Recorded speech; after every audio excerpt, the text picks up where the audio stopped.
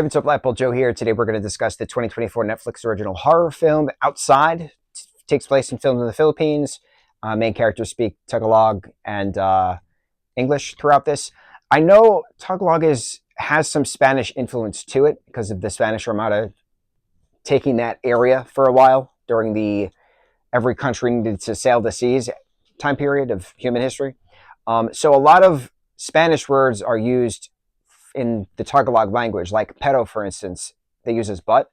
And like, I know certain Spanish words here and there. I don't know a lot of Tagalog. It's not a language I ever have been seeing a lot of projects on. I've seen some Filipino films, but not many to like know certain words or pronunciations or enunciations. There you go. So certain things of the character saying pedo and then something, and I was like, oh, okay, that's right. Spanish influence on the Tagalog language. So other things like anytime somebody says sorry or so sorry, it's in English. And then certain times the characters will just jump full sentence in English, full sentence in Tagalog, and back and forth. And I'm like, I don't know how people who can speak more than one language, their brain can do that. And I know majority of the world can do that, but here in the States, our educational system chose to teach us nothing. So it's an interesting thing from an outsider's perspective.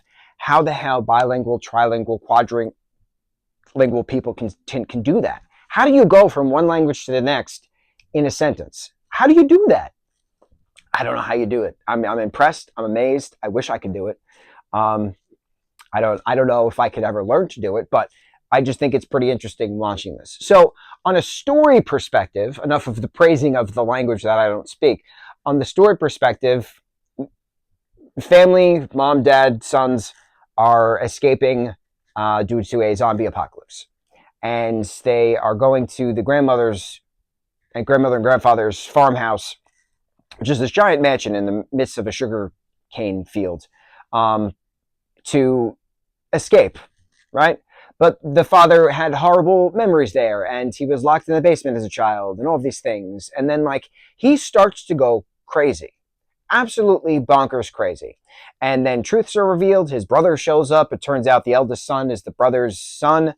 So the two brothers are actually cousins and brothers. It's just, it was a family dynamic that didn't need to be added, to be completely honest, in this zombie film.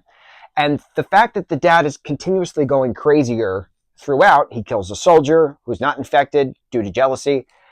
He refuses to let his family leave the house. He refuses to let his wife leave, even though she cannot take his insanity anymore. She has to leave. It's just a weird, you both did terrible things, but you're causing physical harm to your family in a zombie apocalypse. It's very, let me get some Stockholm Syndrome together to best suit everybody else's needs. And then eventually the eldest son gets to escape and then winds up shooting the dad in the midst of trying to then get back to the house to check on the mom and brother.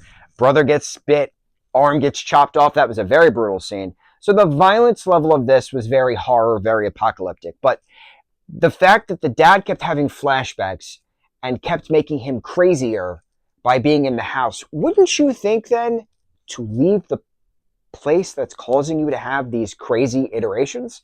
I don't know, man. People who are nuts are just nuts. And for some reason, they have power over those who are weaker than them. When the mom decided to finally stab him with a bone, I was cheering. When the son stabbed him with a knife, I was cheering. When the other son shot him right in the stomach, I was cheering. Certain evil individuals should not exist. And this was a prime example. This was an evil character who was getting worse and worse and worse. And then they finally took him out. So that's the question. When will evil finally stop? When will it end? So it's just an interesting conversation cycle, if you will. I enjoyed the horror aspect of this. I like the scene. I like the sets. I don't know much about the Philippines, so it was nice seeing something that I'm not familiar with.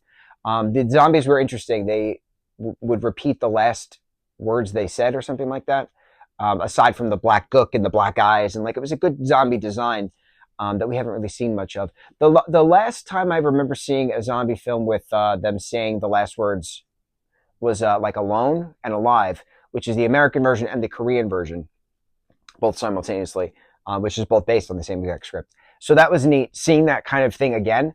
But I don't really remember seeing other zombie films with that type of bit. Last word they said is what they say. So overall, it was all right. I'll give it a solid 6. Don't need to watch this again. Outside, okay film. On to the next review. Mucho mahalo.